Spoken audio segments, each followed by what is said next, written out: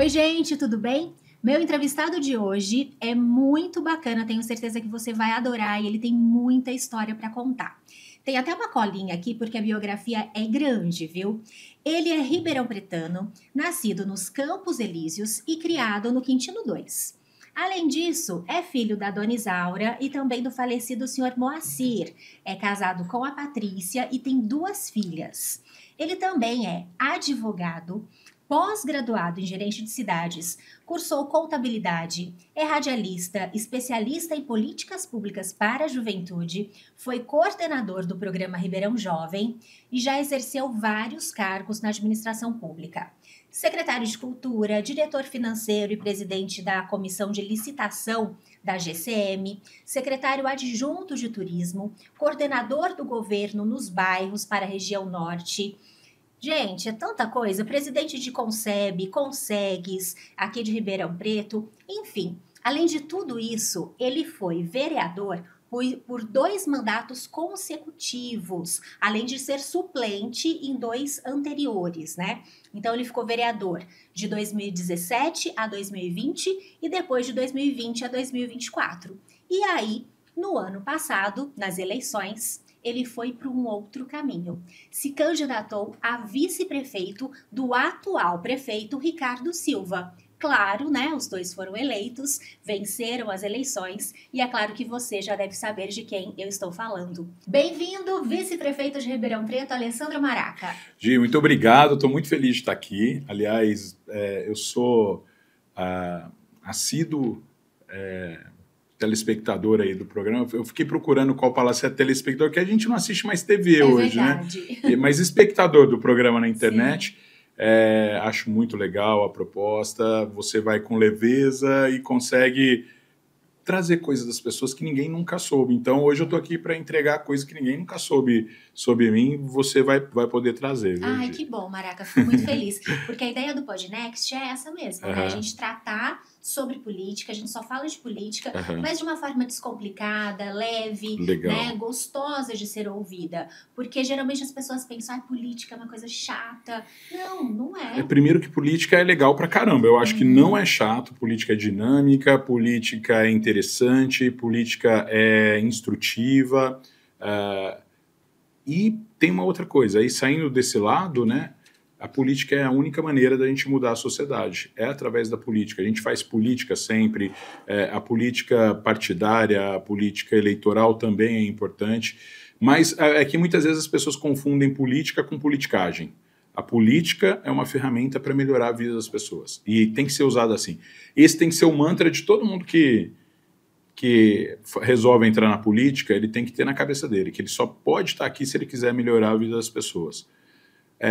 O que é ruim é a politicagem. Aí a politicagem é usar essa ferramenta só para benefício próprio, só para benesse pessoal, e aí sim a gente tem que extirpar, né?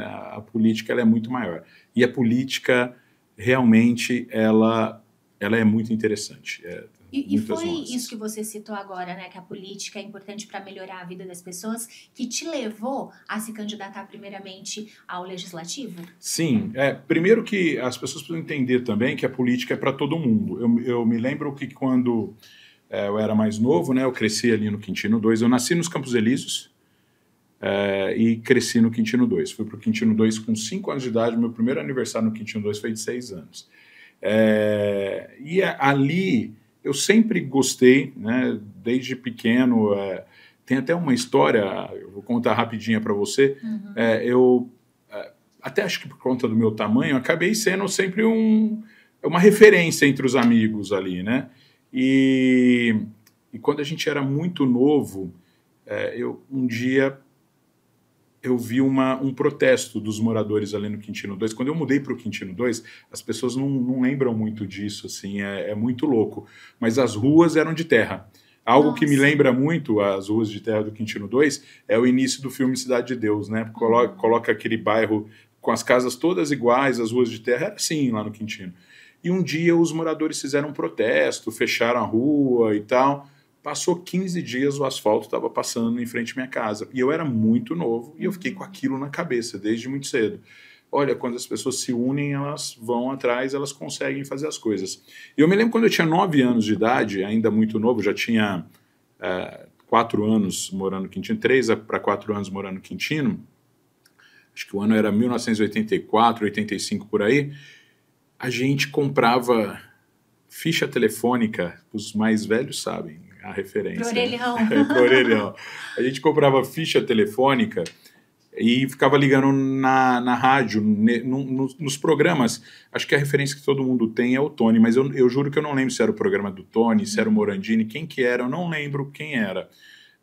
Mas a gente ligava nas rádios aqui para pedir coisas lá pro bairro, assim, tô falando de meninos mesmo, não era mãe junto, não, a gente ia pro orelhão e aí uma vez a gente ligou e por coincidência estava o secretário de obras lá e a gente falou, a gente mora no Quintino, não tem nenhum lugar para jogar bola, a gente queria uma quadra ou um campo aqui e tal, e a pessoa que estava no programa falou, o secretário de obras está aqui, fala para ele, a gente falou, e ele falou, amanhã eu vou aí e vou com o secretário de esportes. E realmente ele foi com o secretário de esportes. Eu acho que ele não imaginava que a gente fosse tão criança assim, né? Mas ele deu atenção para a gente e fez um campinho para a gente ali. Um campinho que nem existe mais. Era do lado... Hoje tem a igreja, tem um prédio da CETERP que foi construído ali. Mas foi o primeiro espaço que a gente teve para jogar bola ali no bairro. E por incrível que pareça, né, a gente conseguiu. E aí eu falei, é assim mesmo que funciona, vamos... E de lá para cá, eu fui presidente do Grêmio do Spinelli, né, o Grêmio da nossa escola, eu fui presidente da Associação de Moradores, lá do Quintino 2, fui presidente por 2 mandatos lá, fui presidente do Consebes, acho que a maior oportunidade da minha vida foi sendo presidente do Consebes, na época não era nem Conseg ainda, era Conselho de Segurança nos Bairros. A Polícia Comunitária, ela nasce em Ribeirão Preto. Na época, antes do Coronel Arcêncio, a gente tinha um grupo de presidentes, né? E a gente foi chamado para participar de uma seletiva para ir para os Estados Unidos. E aí acabei sendo convidado. Tinha uma senhora que foi convidada, Dona Eduíges, e ela me deu a maior oportunidade da minha vida, porque ela falou assim, se eu não for, quem é o próximo que vai ser chamado? Aí a pessoa, Maraca. Aí ela me chamou, ela falou, vou abrir mão para você ir. E aí eu fui para os Estados Unidos com a oportunidade. E fui fazer um curso eu já dei um salto, né? Porque aí eu já era estudante de Direito já. Não, eu já tinha me formado, já estou falando de 2002, eu me formei no ano de 99 em Direito. E aí em 2002 eu advogava, eu tive essa oportunidade de ir para os Estados Unidos fazer um curso de Políticas Públicas para a Juventude. Voltei em 2002 dos Estados Unidos e comecei a escrever artigos relacionados a políticas públicas de juventude, ao que eu aprendi lá. Lá é muito legal, porque o jovem ele é estimulado desde cedo a empreender. A gente aqui não é muito estimulado a empreender, né? E eles fazem isso desde cedo com os jovens lá. Mas os jovens também eles são convidados a fazer algo que goste, no que tem relação ao esporte e no que tem relação às artes. Então, o jovem ele é entrevistado e aí fala, o que você mais gosta de arte? Eu gosto de música, então vai fazer música no contraturno.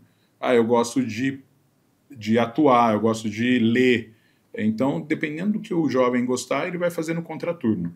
No esporte é a mesma coisa, eu gosto de jogar basquete, eu gosto de jogar futebol, o que for, ele vai fazer no contraturno lá também.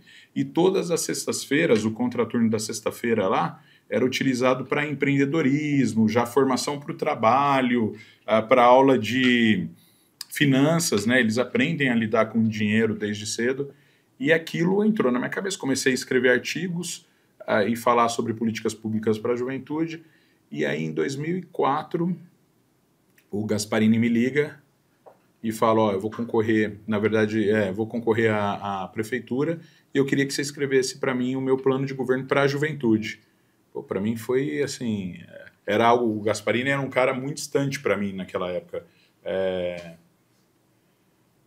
Eu já era afiliado ao PSDB, mas assim, eu não tinha ainda uma confiança, nem uma proximidade de nenhum grande político. E o Gasparini, para mim, ele é gigante, 4 vezes prefeito de Ribeirão, sim. Deputado federal, deputado estadual. E depois dessa aproximação, ele ganhou a eleição, e ele me convidou para assumir o Ribeirão Jovem. Foi aonde eu tive a minha primeira experiência com o poder público, foi no Ribeirão Jovem. Então, quer dizer, olha, toda essa história, né, ela foi sendo construída, o trabalho comunitário me ajudou, foi uma base, liderança comunitária também, mas muita gente, eu fiz tudo isso para dizer que muita gente falava para mim, esquece, política é para quem ou tem o pai que já é político, ou que tem dinheiro para bancar uma eleição, e não é. Política é para todo mundo. A gente precisa querer, mas não é só querer, a gente tem que trabalhar para isso acontecer. Então, eu sempre fui estudar política, coisas relacionadas à gestão pública, e com isso eu fui aprendendo. Ribeirão Jovem, Guarda Municipal, tem uma curiosidade, eu acabei sendo o primeiro superintendente civil da Guarda Municipal aqui em Ribeirão Preto. O primeiro civil. Por um período muito curto, né? Porque o Major Eric era o superintendente, ele precisou de sair antes, na gestão do Gasparini, e ele me convidou para ficar no lugar dele. Eu fiquei no lugar dele. E depois também assumi um tempo a Secretaria Adjunta de Turismo, vim para coordenar o programa Governo nos Bairros também, secretário de Cultura, e depois vereador, presidente da Câmara 2 vezes. Foi incrível, como uma coisa foi puxando se ligando a outra, puxando a outra. E aí eu acho que até por não ter sido nada assim herdado ou que eu ganhei de mão beijada, né? Além de saber dar muito valor a tudo isso, essa construção me ajudou a ter relacionamento com boas pessoas. Hoje eu consigo transitar e conversar com todo mundo aqui em Ribeirão Preto, independente do partido. Eu acho que se a pessoa está imbuída em fazer o bem, a gente tem que conversar, tem que... Então, é a magia da política. Para mim, por isso que eu defendo tanto que as pessoas precisam gostar de política, precisam conhecer a política. Quando a gente fala de gostar de política, não é que a pessoa precisa ser candidata a alguma coisa, mas se ela vivenciar isso, ela souber o quanto a política pode ser benéfica para ela, e ela cobrar de quem ela defende, e ela defender quem ela acha que vale a pena, isso vai ser muito legal para todo mundo, para o país. Com certeza. Maraca, pela sua biografia, né, todos os locais que você já passou, e relembrando desde a sua infância, quando você tomou a iniciativa de ligar para uma emissora de rádio para reivindicar uma coisa para o seu bairro, dá para perceber que você sempre ocupou posições de liderança, né, em toda a sua trajetória, sempre esteve à frente, sempre tomou a iniciativa. E no ano passado, eu me lembro que logo após as eleições, no segundo turno, você concedeu uma entrevista, se eu não me engano, foi para a Rádio CBN, em que você disse que você não seria um vice-prefeito figurativo, né? Nós estamos há 3 meses do mandato Ricardo Silva, Alessandro Maraca.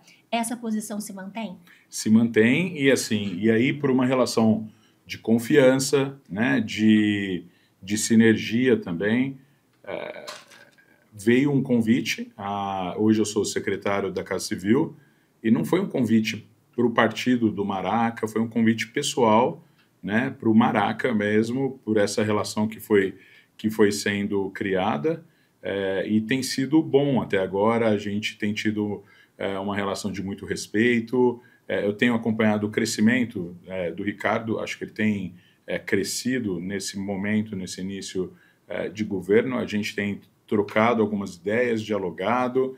A gente tem um estilo até diferente, mas a gente tem uma coisa que é parecida. Os dois gostam do diálogo, gostam de olhar nos olhos das pessoas, ouvir, e saber a hora de dar uma recuada em algumas coisas e saber a hora de avançar em outras, né? Então isso tem sido muito legal. Eu vou dar alguns exemplos para você.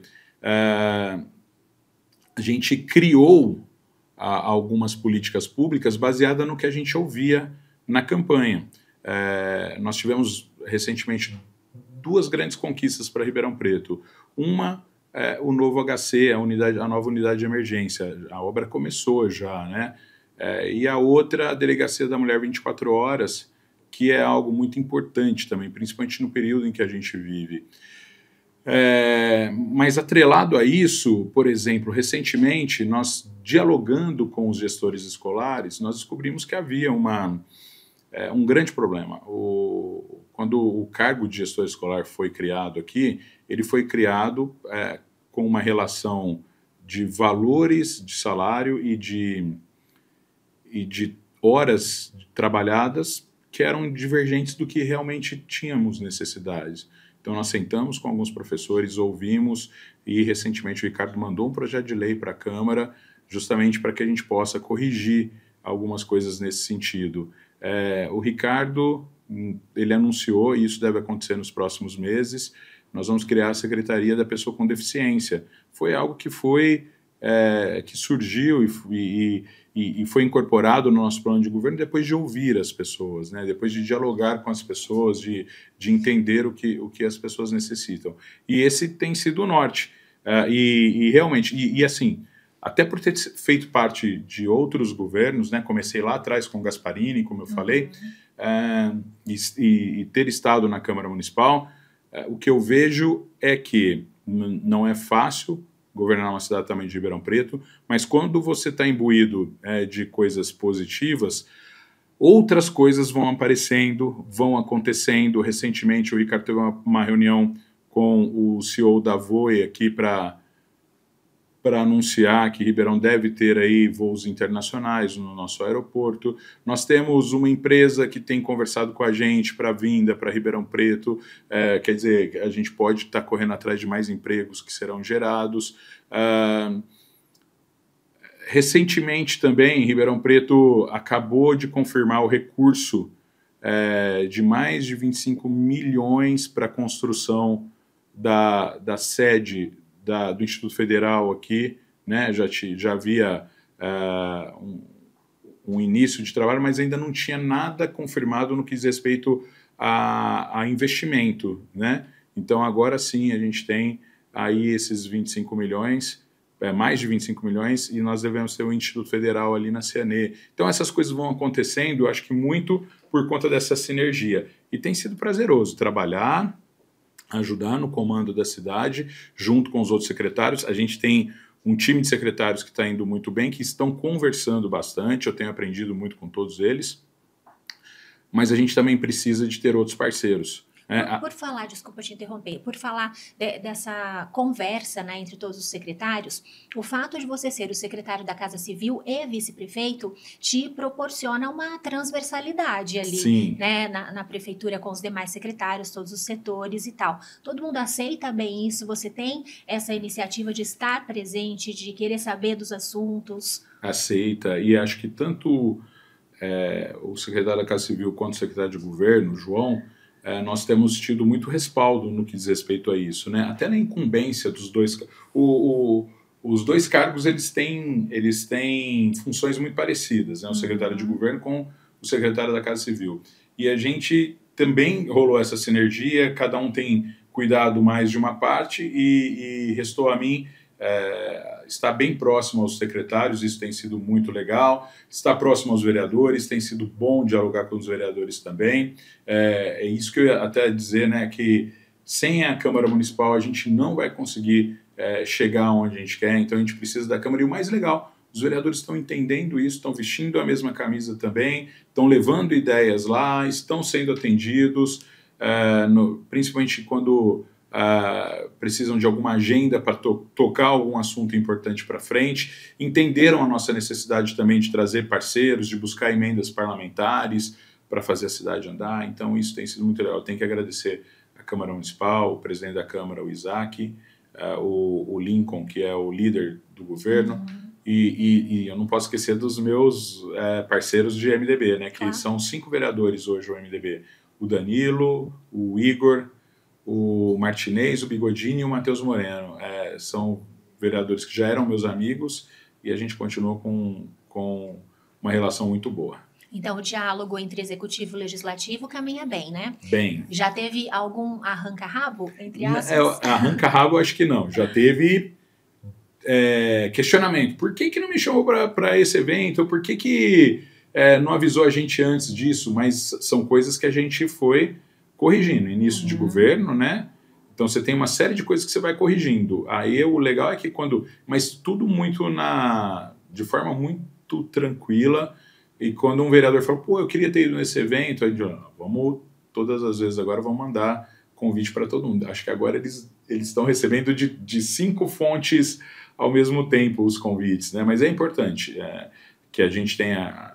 Tanto que esses dias, quando o prefeito fez um anúncio importante ali na prefeitura, nós tínhamos 7 vereadores na mesa, né? 7 vereadores fazendo parte do anúncio que foi feito ali. Então, isso é muito importante para a gente. A participação da Câmara é essencial. Que bacana.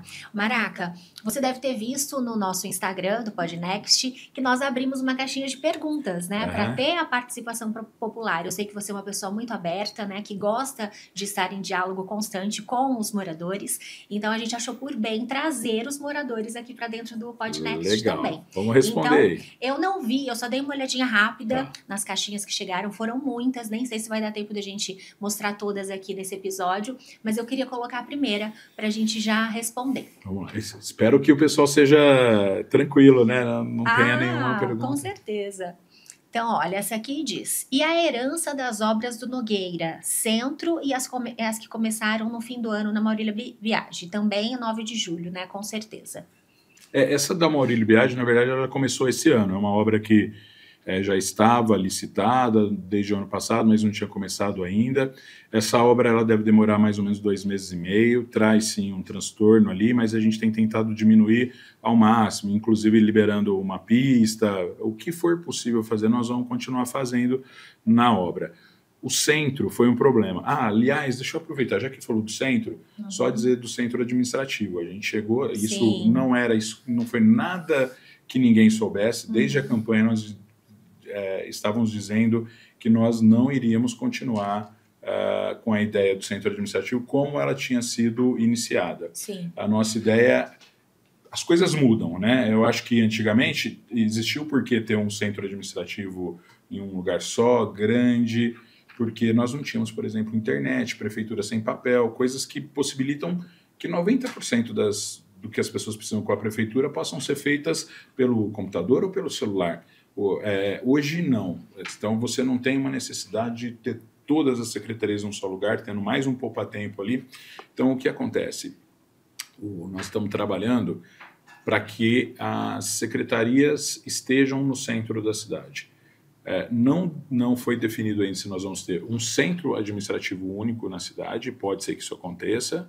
Pode ser que seja construído um novo centro? Ou construído ou reformada alguma área que nós já temos no centro da cidade, porque nós precisamos pensar também para a cidade num projeto de retrofit, de ocupação do centro, e a melhor forma de fazer isso é aproveitando áreas que já existem e adequando essas áreas para isso. Que áreas poderiam ser, por exemplo? Nós temos vários prédios hoje no centro de Ribeirão Preto, alguns desocupados e alguns obsoletos.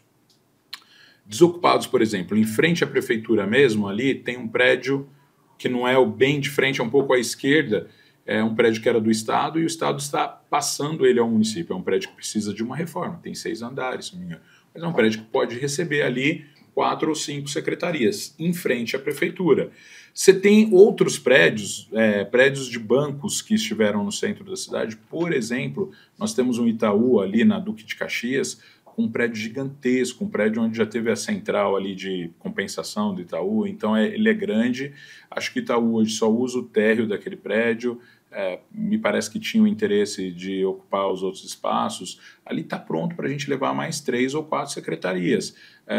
O que eu estou querendo dizer, vocês vão fazer isso? Não está definido, até porque pode ser que também possamos ir para um único prédio e conseguir colocar a prefeitura inteira, mas desde que isso seja no centro da cidade. O diálogo está aberto. A nossa prioridade e o que está certo é que se tivermos a construção ou a reforma de prédio, a construção de um prédio ou a reforma de prédios para receber as secretarias do município, vão ser no centro da cidade. Quando eu digo centro da cidade, é no quadrilátero, entre o quadrilátero ali próximo ao quadrilátero central. E você acredita que essa seja uma forma realmente eficiente para dar uma alavancada economicamente ali na região central, que tanto sofreu, né, por conta das obras e tudo mais? Sim, e quem está falando não é o Maraca, é uma tendência mundial. Outros países fizeram isso com seus centros, e a gente vê isso acontecendo em São Paulo. O governador Tarcísio mesmo tem anunciado que o governo, a sede do governo do estado, deve ir para a região central de São Paulo. Então, paralelamente a isso, paralelamente a ter o centro administrativo lá, nós vamos ter que estimular que hajam outros investimentos para o centro da cidade. A gente tem trabalhado isso. Recentemente nós fizemos a apresentação de um projeto que é da CI juntamente com o IPC, que é um projeto muito legal. Aliás, eles fizeram um trabalho que a gente tem que agradecer, né, porque eles fizeram um levantamento e eles mapearam todos os imóveis de Ribeirão Preto. Graças àquele levantamento, a gente consegue saber exatamente qual é a finalidade de cada imóvel, se ele está ocupado, se não está. Isso ajuda muito a gente a trabalhar esse pensamento para o centro de Ribeirão Preto. Mas, assim, nós também buscamos outras alternativas para levar para o centro da cidade, levar serviços públicos. Tem uma que está muito perto de se concretizar, a população vai gostar muito, mas eu sou o vice-prefeito, quem tem que dar esse anúncio aí, nesse caso, é o prefeito. Eu tenho certeza que ele vai vir aqui e vai te contar, mas é algo que deve movimentar bastante o centro da cidade também, levando serviços importantes para o centro.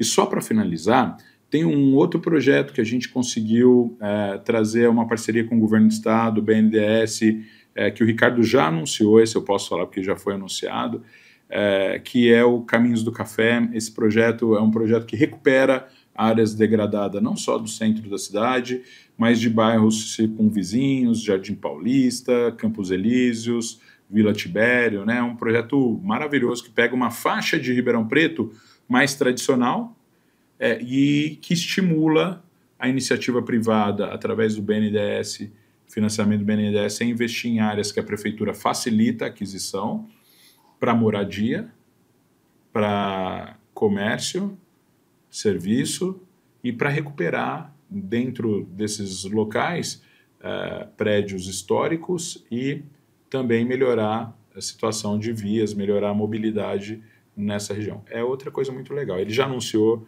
esse projeto Caminhos do Café. O projeto ainda não foi oficialmente lançado, porque ele também depende do Governo do Estado, da Secretaria de Planejamento do Governo do Estado, e do BNDES para ser oficialmente lançado. Então ainda não tem data para iniciar? Não, só foi anunciado, mas para início ainda não. Agora, Maraca, para essa área onde a gestão passada queria construir o centro administrativo lá na Pascoal Enec, vocês têm já um planejamento para ocupar esse local? O Giz, eu só me lembro de voltar nas obras do centro que eu esqueci, acabei pulando. Sim, é o seguinte, aquele terreno, ele é um terreno que foi repassado do Educandário, da Fundação Educandário, para a Prefeitura.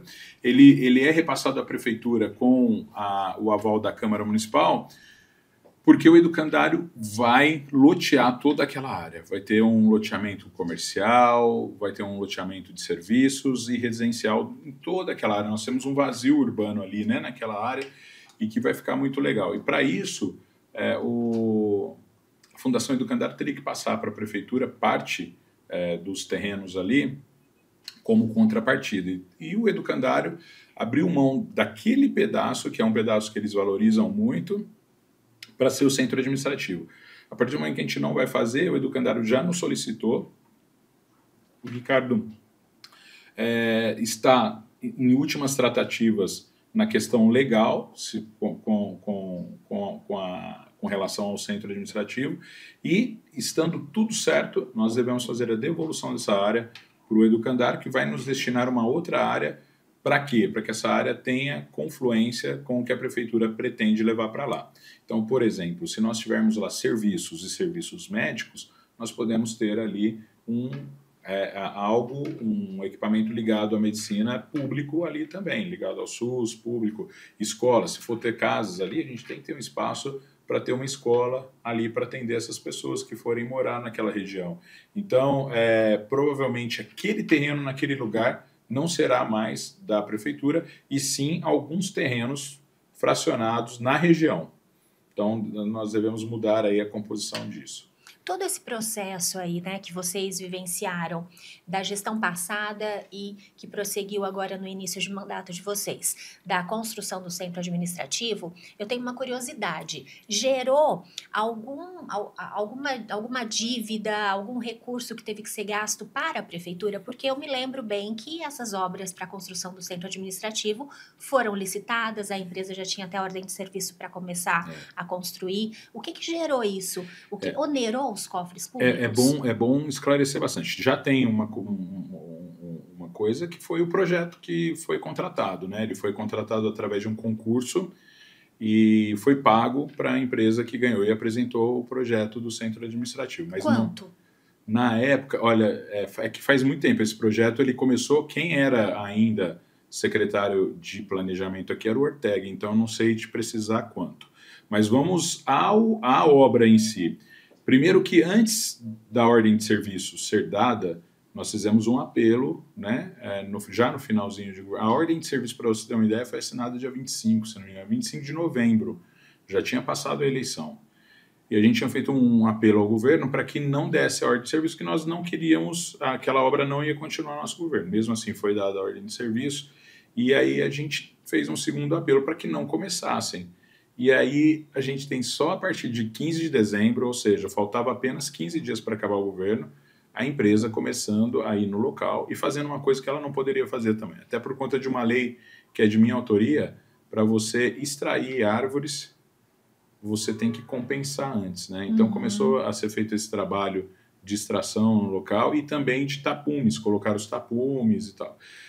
Então, o que nós devemos ter? Nós, inclusive, foi pedido isso para quem é responsável pela obra, né, uma medição do que foi feito. Não foi construído nada ainda, só que a empresa, ela realmente Já trabalhou. Ela iniciou a colocação de tapumes e tal. Então, o que tem que ver? Quanto é que custa a locação daqueles tapumes, por quantos dias e tal. E aí é isso, é muito menor do que gastar o recurso que era programado, aproximadamente 200 milhões, para fazer o centro administrativo. Vai ter um custo a ser pago? Acredito que sim, muito baixo, que poderia ter sido evitado se a ordem de serviço da obra não fosse dada, né? Mas é um custo baixo. Essa descontinuidade nos governos, né? Não só a descontinuidade, né? Mas a falta de diálogo, talvez, entre um governo que está saindo, um governo que está entrando, e até o período curto de transição, né, de um governo para o outro, eu acredito que seja um grande problema dos municípios brasileiros, tá, Caraca? É um problema. Mas, assim, eu acredito que algumas obras... elas, apesar de eu tenho algumas críticas às obras de mobilidade urbana, porque eu acho que elas poderiam ter sido feitas de maneira diferente, causando menos transtornos para a população de Ribeirão e principalmente para quem empreende em Ribeirão, para os comerciantes e tal. Sofreram demais. Veja a 9 de julho. Se a gente somar o período da 9 de julho, que ela ficou fechada, em alguma parte ela esteve fechada, desde a construção do túnel e depois a reforma da própria Avenida 9 de Julho, nós devemos ter aí perto de 5 anos da 9 de Julho fechada ali para o trânsito, né? Em alguma parte dela, mas sempre com alguma parte fechada. Então isso causa muito transtorno. Só que são obras que a gente não vai descontinuar, não vai parar, porque são obras que têm a sua importância. Mais uma vez dizendo, não seria uma prioridade. Por exemplo, nós vamos ter o novo PAC aqui também. Estamos atrás de ter um novo PAC aqui, mas serão novas avenidas. Nós não vamos trabalhar com avenidas que já existiam só para adequar elas para alguma finalidade. Nós vamos criar novas avenidas. A ideia do novo PAC, depois eu queria, se a gente puder falar disso, é trazer um conjunto de grandes avenidas, como foi a Via Norte para Ribeirão Preto. Aí depois eu entro nesse assunto. Mas nós não podemos, você tem razão, nós não podemos descontinuar obras, mas obras que não começam, como a do centro administrativo, eu acho que, primeiro, o prejuízo seria zero se o governo anterior tivesse ouvido a gente e não tivesse dado a ordem de serviço. Segundo, não tem o que justifica algo que seja caro para o município, porque, mais uma vez, foram colocados tapumes ali no lugar, então é algo que a gente consegue minimizar, tendo em vista o investimento que chegava perto a 200 milhões, só para o cidadão comum ter ideia, né? O AMI ali da Vila Virgínia, que é um AMI grande, que o governo do estado mantém um serviço ali de saúde, no que a gente mais precisa, que é atenção básica, exames, consultas. O AMI, ele custou pouco mais de 20 milhões, então é quase que o recurso para construir 10 AMIs na cidade de Ribeirão Preto, né? Então, o que a gente fez ali naquele caso era não continuar uma obra que praticamente não tinha começado. Mas as outras obras a gente vai continuar. O que tem, a gente quer continuar, inclusive as obras do centro. E aí, só para explicar o que a pessoa perguntou, mais uma vez, as pessoas no centro também, os comerciantes, moradores, sofreram muito com as intervenções que tiveram ali, e ali nós encontramos um grande problema, que é um problema de licitação também, um problema legal.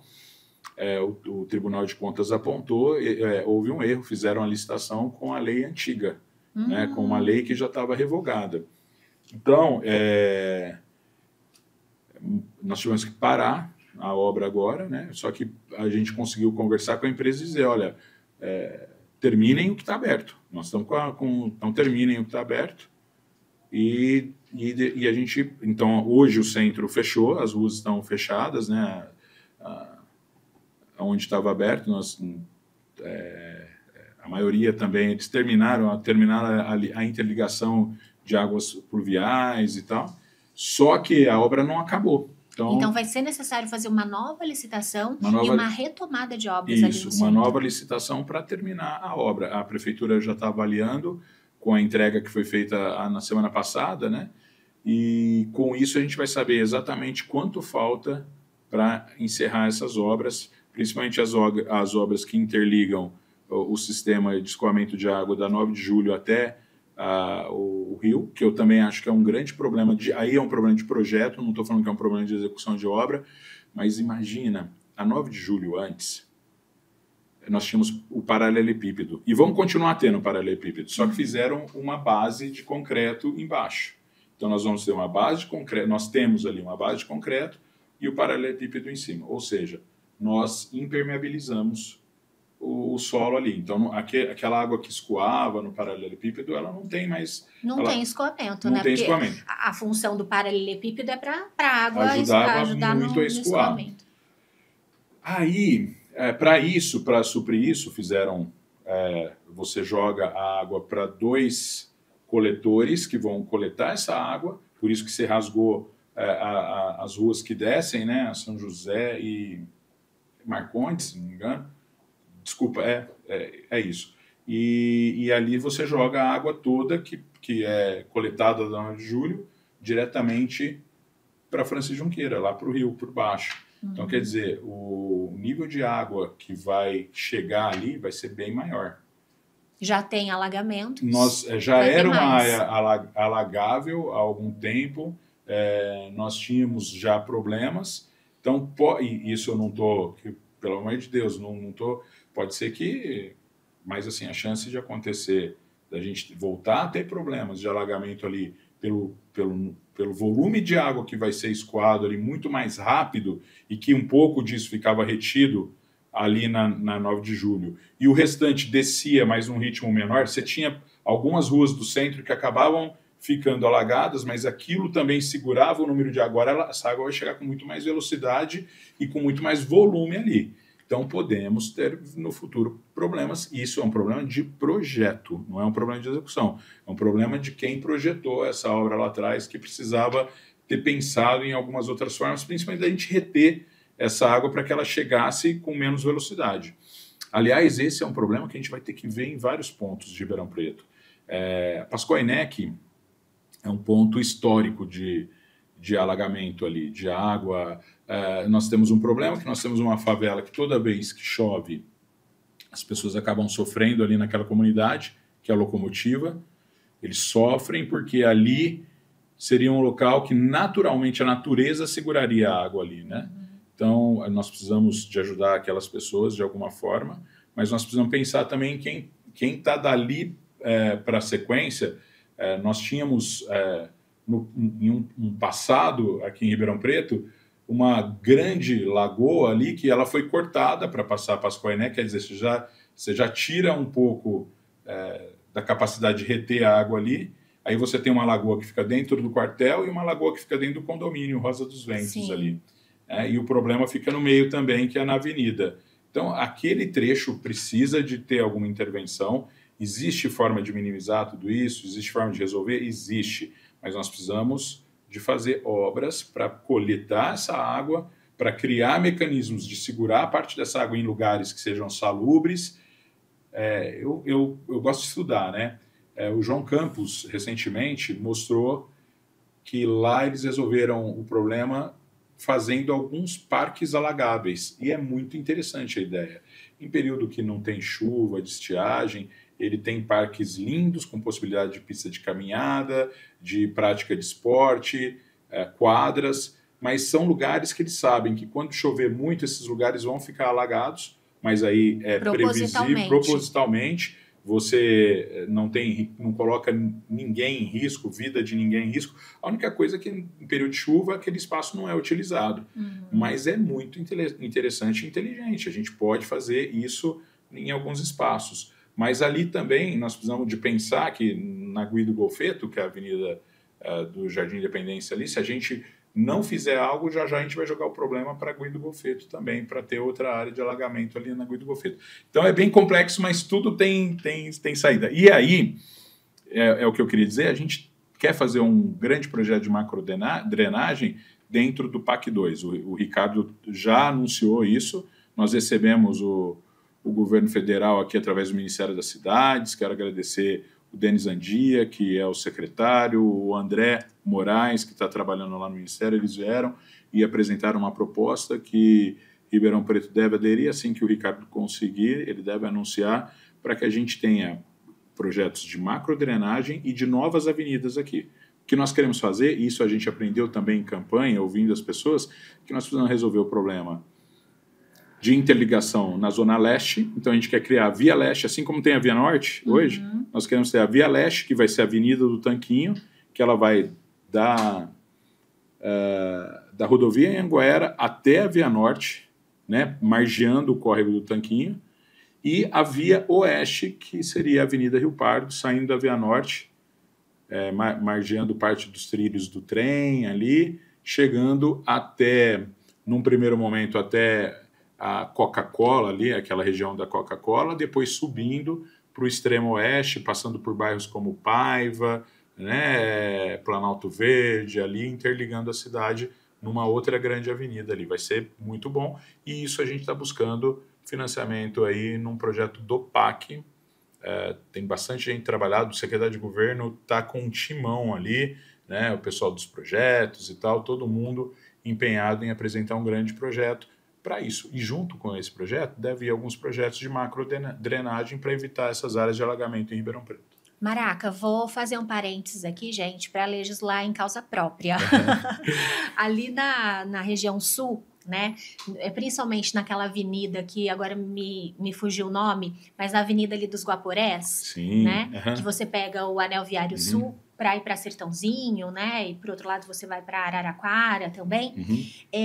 Ali é um trânsito terrível hoje em dia, porque o bairro foi crescendo, novos condomínios foram construídos, nós temos vários prédios nesse bairro também, né, que chama Quinta da Primavera, e os moradores estão meio assim desesperados por conta disso, porque os prédios não param, né? Os loteamentos não param de surgir e já está insuportável. De manhã, por exemplo, você sai para trabalhar, se você passa lá às 7 horas da manhã, você fica parado na avenida, o trânsito literalmente parado.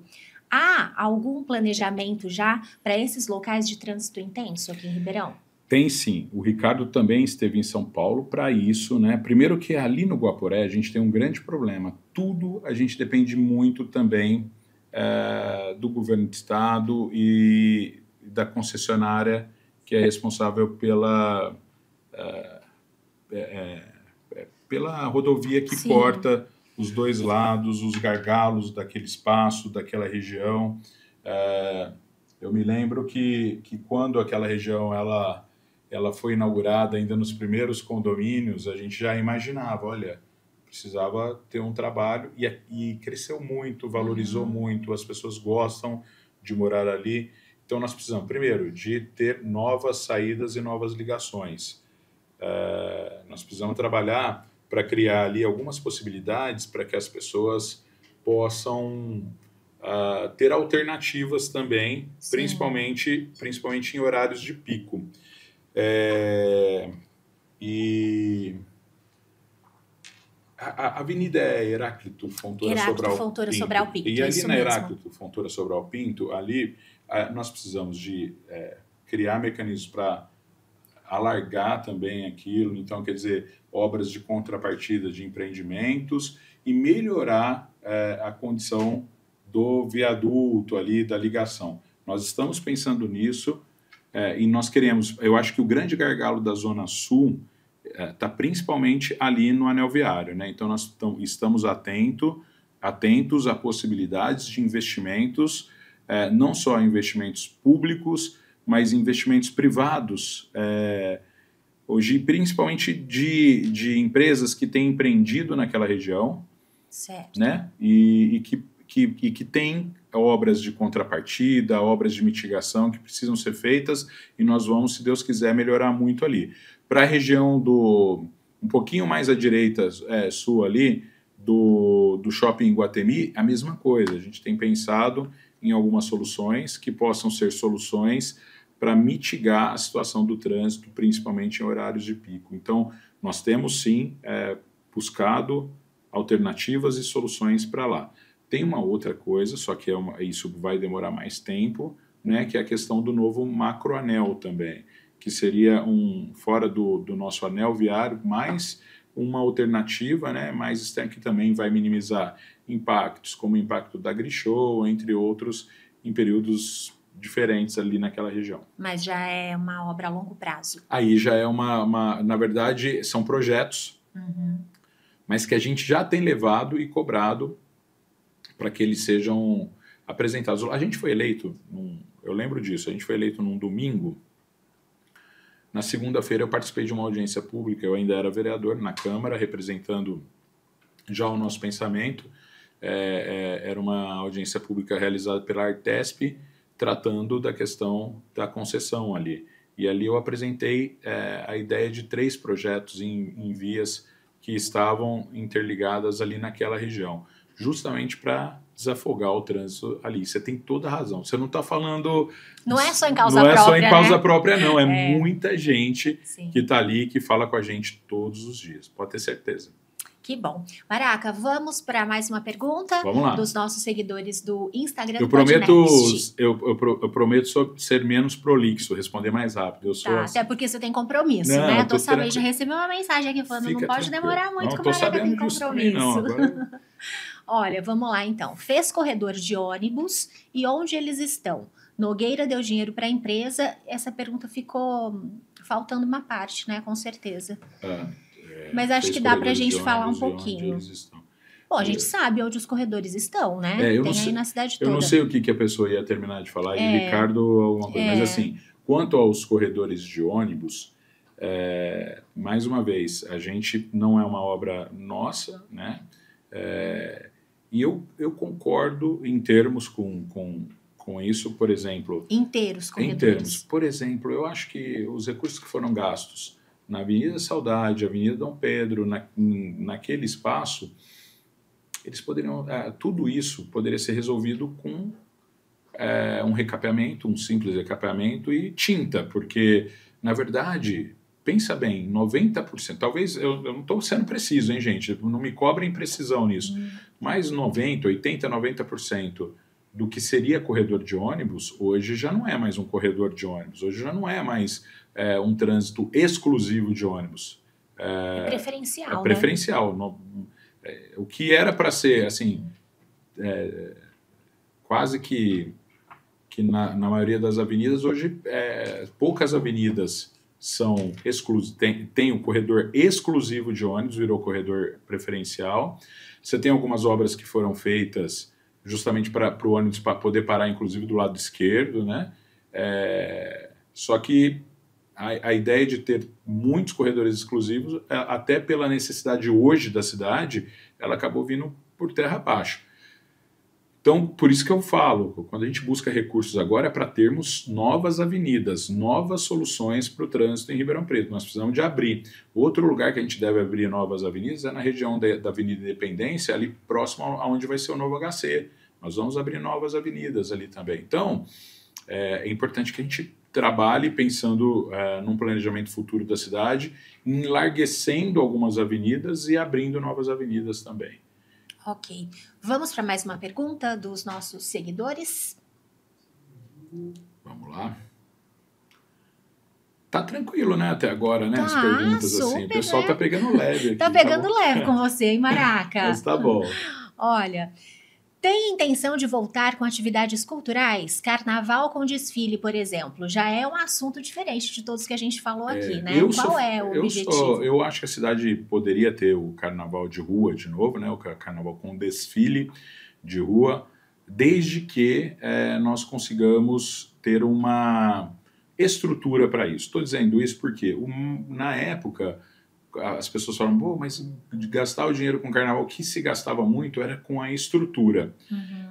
Porque se a gente tiver um local fixo, e eu sempre trabalhei muito com a ideia de termos um centro de convenção mesmo, o Ricardo tem trabalhado a ideia da PPP, do Parque Permanente e tal, e se de repente a gente conseguir ter lá dentro ou em algum lugar um espaço para um desfile em que a estrutura não precisa ser totalmente locada, transportada para lá, ser tão caro assim, vale a pena a gente pensar nisso.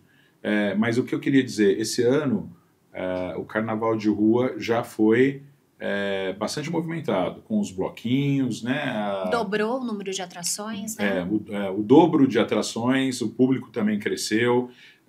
Nós tivemos uma participação da RP Mob, por exemplo, auxiliando a Secretaria da Cultura. Então, Secretaria da Cultura, RP Mob, Secretaria de Infraestrutura, eu vou acabar esquecendo alguma, Secretaria de Saúde ajudou bastante. Então, todo mundo ajudou muito para que nós tivéssemos um carnaval grande, sem problemas, né? Graças a Deus sem problemas, e que a população de Ribeirão tem se acostumado, porque a maioria desses bloquinhos, desses espaços, eles foram fomentados pela Secretaria da Cultura, mas não foram produzidos, criados pela Secretaria da Cultura. É uma parceria. Quem conhece, faz, e quem pode ali e deve, ajuda só, né? Então, com isso, com um recurso menor, a Secretaria conseguiu chegar em mais lugares esse ano. Então, o Carnaval, esse ano já foi isso. E assim, gente, outra coisa que a gente tem que dizer, quando a gente melhora isso, a gente começa a trazer algumas divisas para a cidade também. A gente começa eu fazia tempo que eu não ouvia gente falando, vou para Ribeirão para pular o carnaval. Esse ano eu já vi gente falando que veio para Ribeirão para pular o carnaval. Carnaval. A gente tem aqui na região um carnaval de Batatais, um carnaval lindo, muito bem feito. E aí os recursos privados começam a vir para o carnaval também. Sim. Acho que a gente pode começar a trabalhar esse ano, para o ano que vem, a gente ter recurso privado no carnaval também, isso é importante. Inclusive, sobre esse assunto, eu quero falar para o nosso seguidor que mandou essa pergunta, que na semana que vem vai para o ar um episódio nosso com a secretária de Cultura aqui de Ribeirão, a Maria Eugênia Bife. E ela, com certeza, vai falar sobre esse assunto. Inclusive, quem tiver perguntas para mandar para a Maria Eugênia, pode acessar lá o perfil do Podnext no Instagram e já se antecipar mandando direct para a gente, tá bom? Vamos para mais uma pergunta? Quais investimentos estão sendo feitos na educação municipal? Alguma previsão de novas escolas? Sim, temos previsão de nossas escolas. O Valdir, que é o secretário, ele está se inteirando muito, mas olha, eu já posso, inclusive, anunciar, porque exatamente no dia de hoje, o prefeito Ricardo Silva vai estar se reunindo com gestores escolares para resolver um problema, aquele problema dos gestores mesmos. Então, quer dizer, um investimento que a prefeitura faz para resolver um problema que já vinha se arrastando há algum tempo, mas nós queremos fazer investimentos para novas escolas também. O secretário ele tem mapeado para a gente saber exatamente em quais regiões a cidade está mais carente, tem mais necessidade de implantação de escolas, de novas creches. E um outro investimento que precisa ser feito urgentemente é com a manutenção dessas escolas existentes. A gente tem muita reclamação de falta de manutenção em escolas, muita reclamação de falta de manutenção em escolas. Escolas que têm ar-condicionado lá parado há quase mais de 2 anos e não foram instalados esses ares condicionados, porque não tem rede elétrica suficiente para abastecer isso tudo. Tem muito ar-condicionado que foi comprado e já perdeu a garantia sem que ele fosse usado, né, porque não foi instalado ainda. Então, nós precisamos de resolver esse problema também. E uma outra coisa que a gente precisa de investir e resolver na educação é a educação inclusiva. Como está isso aqui em Ribeirão, Maraca? Na verdade, o o diagnóstico de pessoas, com, por exemplo, pegando o lado do transtorno do espectro autista. O diagnóstico de pessoas com autismo tem crescido e o poder público não acompanhou de uma forma ou de outra, e esse é um problema nacional, um problema em todo o país, não acompanhou essa necessidade de evolução no tratamento e inclusão dessas pessoas. Então, mais uma vez, isso a gente não consegue resolver se a gente não ouvir o problema de cada uma dessas pessoas. Existem crianças que têm necessidade de acompanhamento quase que permanente. E outras crianças, elas precisam de um acompanhamento muito mais na questão de alimentação, né? Cada um é diferente do outro. Então, nós precisamos de encontrar um caminho para que nós possamos, com os recursos que temos, com os recursos que a Secretaria tem, atender a todas as pessoas. Como é que a gente faz isso? Ouvindo, dando atenção, trazendo as pessoas para próximo e juntos encontrando essas soluções. 4 anos vai ser suficiente para fazer tudo isso que é necessário? Eu espero que sim, principalmente nessa questão que para mim é muito cara, né? Mas eu queria muito que a gente tivesse uma escola mais inclusiva o mais rápido possível. Ok, vamos para mais uma pergunta? Nossa técnica, por favor. A UBS Central vai voltar ao lado da rodoviária? É um caso polêmico, né? Que a gente tinha lá essa unidade de saúde bem ao lado da rodoviária. Eu me lembro dos meus tempos de repórter de TV, que eu não saía de lá, que tinha um fluxo muito grande de atendimentos. E, de repente, né? Eu falei dela hoje. Eu tive uma reunião com o pessoal do Centro Médico. Falei que aquela unidade era a mais democrática que a gente tinha. Por quê? Em qualquer lugar que você estivesse em Ribeirão Preto, pegando apenas um transporte coletivo, você já estaria ali, né? Ela é muito próxima ao centro, à região central, atendimento de emergência, urgência, ambulâncias chegando. E eu acho, na minha opinião, o CAPS, é importante que nós tenhamos o CAPS 4 funcionando 24 horas, importante, mas eu acho que ali não seria o lugar ideal. Nós temos a nossa expectativa é levar os trabalhos do CAPS para o Hospital Francisco de Assis, com uma estrutura melhor e com possibilidade de ampliação. E ali voltar a ser o BDS Central ou a Unidade de Pronto Atendimento Central. Aí nós vamos ver essa nomenclatura, essa questão de nomenclatura, mas vai ser um pronto atendimento lá também. O secretário já está pedindo providências, o projeto está sendo elaborado, então a gente deve ter a transferência do CAPS, não vamos fechar o CAPS, nós vamos mudar ele para outro lugar, um lugar mais adequado. E saúde mental é outra coisa que a gente precisa pensar muito em Ribeirão Preto. Hoje eu estive com o Dr. Alexandre, a gente estava conversando isso, precisamos de investir mais, precisamos de buscar alternativas, porque é um problema que desde a pandemia se agravou, não só em Ribeirão Preto, em todo o Brasil. Mundial, né? Mundial, um fenômeno mundial. Temos a questão das pessoas em situação de rua, que tudo isso é um problema de saúde pública que se entrelaça. Mais uma pergunta dos nossos seguidores do Instagram do Podnext. Quais os planos para melhorar a saúde animal, aumentar a castração e incentivar a adoção? Eu vi que vocês já divulgaram nas redes sociais, né? Uma grande reforma do centro para atender os animais, né? Como que está esse processo? Então vamos lá, nós precisamos de algumas coisas que precisam ser feitas. Tem muita coisa para ser feita, mas algumas delas que já estão sendo feitas. Estamos trabalhando para finalizar as últimas reformas da clínica veterinária, para que a gente possa abrir a clínica veterinária aqui em Ribeirão Preto. Ela vai ajudar, ela também faz castração. A outra coisa, aumentamos o número de castração nessa primeira inscrição que a gente já abriu, foram para mais de 1.000 castrações, 1.050 castrações, se não me engano, mas precisamos de muito mais. Ribeirão Preto precisa ter uma campanha maciça de castração para que a gente possa, pelo menos, equalizar um pouquinho a situação dos nossos animais de rua, né, dos animais que estão abandonados. Então, hospital veterinário, a clínica veterinária, castração e a outra boa notícia, que já começou também uma obra, uma reforma ali no Departamento de Bem-Estar Animal para ampliação, acho que serão mais 60 vagas, e além dessa ampliação, a modernização de alguns espaços. É o suficiente? Não, mas é um começo, é algo que num curto espaço de tempo nunca tinha sido feito. O que a gente precisa agora é, somado a isso, fortalecer as entidades que aqui existem, buscar recursos e ajudar, porque muitas dessas entidades têm recebido animais, mas não têm tido a estrutura, o Estado não tem ajudado, quando eu digo Estado, município, governo estadual, governo federal, não tem ajudado na manutenção desses espaços. Eles têm expertise também, muitos deles estão fazendo das tripas os corações para ajudar, mas a gente precisa de ajudar, ouvir todos. O Ricardo já sentou com essas entidades, a gente tem ouvido alguns vereadores que têm levado demanda, justamente para a gente aumentar a oferta nesses casos. Próxima pergunta, por favor. Você já tomou sorvete de pipoca do Geraldo? Que história é essa, Maraca? Não, primeiro que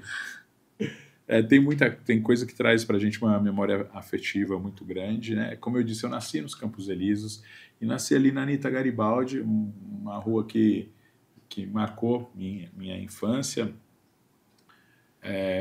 E o Geraldo sempre esteve presente na minha vida, né? E todos os sorvetes do Geraldo são muito bons e o de pipoca é especial ainda. Mas, assim, o que eu mais gosto, todas as vezes que eu vou no Geraldo, tomo sorvete doce de leite lá, acho maravilhoso. Mas eu tenho algumas histórias com sorvetes lá no Geraldo. Para quem não é de Ribeirão Preto e assiste o Podnext, a sorveteria do Geraldo é muito famosa e tradicional aqui em Ribeirão. Todo mundo tem que conhecer e com certeza é um sorvete muito bom mesmo, muito, né? Traz muitas lembranças para todo mundo. Muito bom. E lá, assim, tem aquela história de raiz, né? O pessoal pega o sorvete lá ainda com a colher ainda, né? Eles vão montando o sorvete para você com a colher. Provavelmente as pessoas que trabalham lá, eu conheço algumas delas, estão lá a vida inteira trabalhando ali, né? Há muitos anos trabalhando naquele lugar, tem um carinho especial. Uhum. E fora o sabor do sorvete de Geraldo, que é diferente mesmo, um sorvete muito gostoso, é um orgulho de Ribeirão Preto, sem dúvida, né? É uma das marcas de Ribeirão Preto. Sim, com certeza. Ô Maraca, a produção tá aqui me mandando mensagem sem parar, dizendo: Gi, tem que liberar o Maraca porque ele tem horário, ele tem reunião. Nós recebemos mais de 20 perguntas para você. Vamos mais um pouco? Você libera? Então vamos para a próxima. O que você acha dos vídeos do Ricardo? Olha, esse é um assunto que tem gerado polêmica aqui, né? Aparentemente não geraria, mas essa coisa do nosso prefeito ser jovem, né? Ser uma pessoa muito ativa. Eu tenho a impressão que ele é ligado no 220 mesmo, né? Tá sempre muito elétrico. E fazer os vídeos que ele vem fazendo nas redes sociais dele é um diferencial para Ribeirão Preto. Nós não tínhamos isso ainda. Então, indo para a pergunta aqui do nosso seguidor, o que você acha desse novo posicionamento? Eu estou gostando, né? Gosto bastante e acho que para a questão de transparência e de publicidade, eu vou dar um exemplo. A questão do carnaval no clube, né? Foi um sucesso lá, deu tudo certo. Abrir o clube recreativo para os moradores curtirem foram lá. Foram 2 dias, né? E na segunda-feira, segunda ou terça, não lembro, que foi o último dia, algumas pessoas não conseguiram entrar. Mas as pessoas que não conseguiram entrar, elas começaram a chegar depois da 1h da tarde e tinha sido avisado até para a segurança de todos, né, que o clube tinha um limite. E aí o clube alcançou o limite. Mas assim, imagina quantas pessoas conseguiram entrar e conseguiram se divertir e tiveram um carnaval diferente por conta dessa oportunidade, né? Então acho que valeu muito a pena, acho que foi uma boa ideia. A repercussão tem sido grande. O Ricardo falou para mim que ele chegou no evento do Tribunal de Contas e o presidente do Tribunal de Contas chegou para comentar com ele: cara, que ideia que você teve lá, e não sei, que deu certo, tal, que legal. E então eu acho que isso tem sido bom.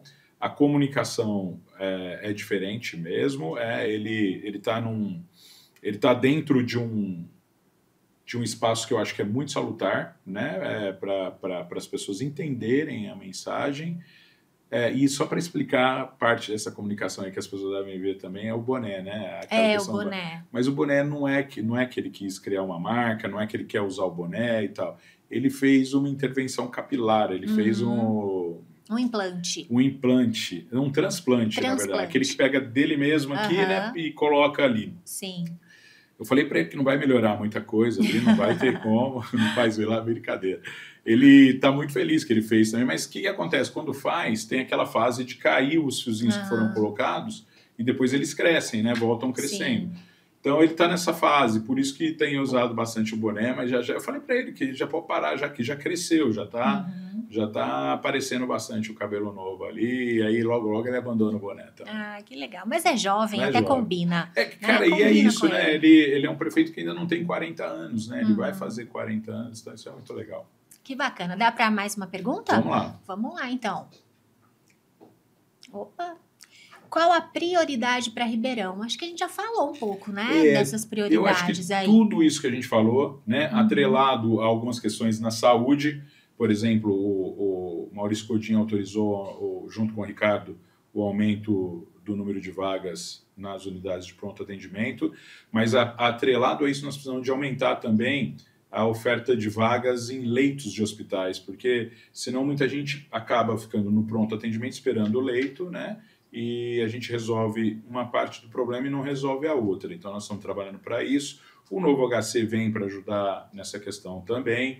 A gente vai continuar estimulando o investimento em novos hospitais, tanto em Ribeirão Preto quanto na nossa micro-região aqui, porque, por exemplo, hoje o Hospital de Serrana também tem ajudado a desafogar algumas vagas aqui. Então, isso tudo é importante.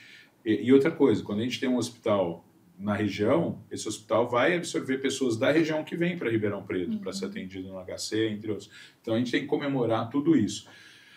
Nós estamos trabalhando para que tudo aconteça o mais rápido possível dentro do cronograma no novo HC, na questão do novo HC. Estamos solicitando aí o aumento de serviços no AMI, nós achamos que isso pode acontecer. O Hospital da Mulher ali na Mater, a reforma, o aumento de serviços também para o atendimento à mulher. O secretário ele tem revisto algumas UBSs, outras serão criadas e algumas reformadas em Ribeirão Preto, justamente para aumentar o atendimento na atenção básica. Queremos melhorar também a questão do absenteísmo na atenção básica, que é aquela falta da pessoa que marca a consulta e por algum motivo ela acaba não indo, né? Hoje ainda é alto esse número, quando a gente diminui, a gente atende mais pessoas na ponta. Saúde mental precisa de mais investimentos também, o secretário já está fazendo um levantamento para que isso aconteça. Eu vou pedir para a nossa técnica colocar aqui uma pergunta, como foram várias, e algumas foram muito parecidas. E tem um assunto que eu percebi quando eu dei uma olhadinha rápida, que foi recorrente, que é em relação aos cargos da prefeitura. Pedi para colocar aqui na nossa tela, por favor. A pergunta era mais ou menos o seguinte, que nas eleições, né, vocês se coligaram com 10 partidos, e que, inclusive, na época da campanha eleitoral, surgiu essa questão de lotear os cargos da prefeitura frente a um grupo tão grande, né, de partidos coligados. E essas perguntas que surgiram queriam saber mais ou menos isso. Como está isso hoje no governo, né? Aqui, vocês se coligaram com 10 partidos. Os cargos foram mesmo loteados? Não, a resposta já direta é não. E vou até explicar. Primeiro, o Ricardo ele fez durante a transição uma transição bem transparente, anunciando por lotes, assim, né, por grupos a relação dos secretários anunciados. Nós temos hoje algumas secretarias que há muito tempo não eram exercidas por técnicos e que têm uma indicação extremamente técnica. Nós começamos, eu lembro que um dos primeiros nomes que foram anunciados pelo Ricardo foi o nome do Dr. Augusto Martinez Pérez na Justiça, né? Mas naquele dia ele já fez alguns outros anúncios e são pessoas, por exemplo, a Juliana Ogawa, que veio para a infraestrutura, ela é da nossa região, mas ela estava em São Paulo, trabalhando em São Paulo. A gente teve a informação de que ela queria voltar para o interior, que era uma vontade de voltar para o interior aí, e o Ricardo fez o convite para ela. Foi uma grande aquisição extremamente técnica que tem nos ajudado muito. Ela já esteve aqui no Podnext, inclusive, e realmente deu uma aula para todos nós. Ela tem um conhecimento muito grande aí no que diz respeito à zeladoria, não só a zeladoria, mas obras. Ela trabalhou no governo do estado também. Mas assim, a gente tem, por exemplo, na Secretaria de Obras, agora, com mais ênfase, o Walter, que é do Tribunal de Contas da União. O Walter, ele trabalhou muito tempo no Tribunal de Contas da União, ele ainda é servidor e veio para cá com esse desafio da gente trabalhar a questão dos contratos das obras aqui em Ribeirão Preto, melhorar a execução desses contratos. Nós temos, na cultura, a Maria Eugênia, ela já tinha uma vivência cultural grande, ela coordenava feiras de economia criativa, conhece a cidade como ninguém. Na saúde, o Maurício Godinho tem feito um trabalho incrível, principalmente aí na questão dos prontos atendimentos, tem tido uma disponibilidade muito grande, tem se envolvido. Eu estou muito entusiasmado com o entusiasmo do Godinho. O Godinho tem trabalhado, aí eu não estou exagerando, mas tem trabalhado 18 horas por dia, né, trabalhando em várias frentes, o que deixa a gente muito feliz mesmo. No esporte, a gente tem o Matheus, que já era da área, é formado em educação física, tem a pós-graduação, entre outras coisas, mas é um cara que já vinha do fomento de corridas de rua, de tendências que a gente tem, então é gente do esporte mesmo. Na questão do planejamento, o secretário ele já tinha ocupado funções públicas, já tinha estado no CAL, no Conselho de Arquitetura, também um nome muito conhecido no meio, né? Eu estou passando aqui pelos secretários que eu vou lembrando, mas tem muitos outros secretários. Aí na questão da secretariado mais próximo ao prefeito, como eu disse, Secretaria de Justiça está ali o doutor Augusto Martinez Pérez, eu estou na Secretaria da Casa Civil, trago não só uma formação específica forte, formado em Direito, pós-graduado em Gestão de Cidades, Contabilidade, entre outros na minha formação, mas a minha vivência política é muito forte, 2 vezes eleito vereador, 2 vezes eleito presidente da Câmara, ou seja, para o diálogo, o João Augusto fazendo um belo trabalho ali na Secretaria de Governo, também com uma indicação bastante técnica para a área. É que são muitas secretarias, mas se a gente for passar por todas as secretarias, nós temos indicações que são técnicas. É lógico, existem pessoas que estão no governo que têm ligações partidárias também, mas que esse não foi o critério que foi utilizado pelo prefeito para indicação nesses cargos. Não foi o critério partidário, e sim o critério técnico e de competência para exercer aquele cargo. Perfeito. Como é um assunto recorrente, eu acho importante vocês terem a oportunidade de explicar realmente isso, né, Maraca? Eu queria até fazer eu estou cometendo alguns deslizes, que eu deixei de falar de muitos secretários, mas tem sido um grande prazer trabalhar com todos os secretários, o Cláudio no meio ambiente, o João Rafael na administração, fazendo um excelente trabalho. As autarquias também estão sendo preenchidas por pessoas que têm conhecimento para o que estão fazendo. Eu estou muito empolgado com o secretariado que foi montado ali pelo Ricardo com esses critérios técnicos. Que bom. Maraca, quero te fazer uma proposta. Como a gente ainda tem muitas perguntas para serem respondidas, quero pedir sua autorização para eu enviar essas perguntas para sua assessoria. Claro. E aí você dá um feedback para a gente. Pode mandar. A gente pode postar nos stories do Instagram do Podnext as suas respostas, as perguntas e as suas respostas. Combinado. Assim, nossos seguidores não ficam sem resposta, né? E a gente não atrapalha tanto aqui a agenda do nosso vice-prefeito. Combinado. Combinado? Beleza. Então, que bom. Maraca, então, olha, mais de 1 hora de conversa, eu ficaria aqui por horas ainda falando com você, porque você... Muito, cara, mais de 1 hora, parece que faz 10 minutos. Não é? Né? E você traz um papo, né, um bate-papo muito enriquecedor pra gente e esclarecedor. Eu já te conheço, né, de outras ocasiões, já sabia que esse era o seu perfil, de ter esse perfil muito aberto mesmo a todas as discussões, todas as questões ligadas, tanto que quando você chegou, você já falou assim, pode me perguntar o que você quiser, né? E eu não esperava outra coisa de você mesmo. Então, quero te agradecer muito a sua participação aqui no Podnext e quero já deixar o convite aberto para você voltar em outras ocasiões, porque tem muito assunto ainda que a gente precisa falar. Eu tô à disposição, tá? Mais uma vez eu quero agradecer, quero dizer, assim, tem pessoas que a gente acompanha há muito tempo, você é uma dessas pessoas, você construiu uma história muito legal, não só na TV aqui, mas de relacionamento com as pessoas também.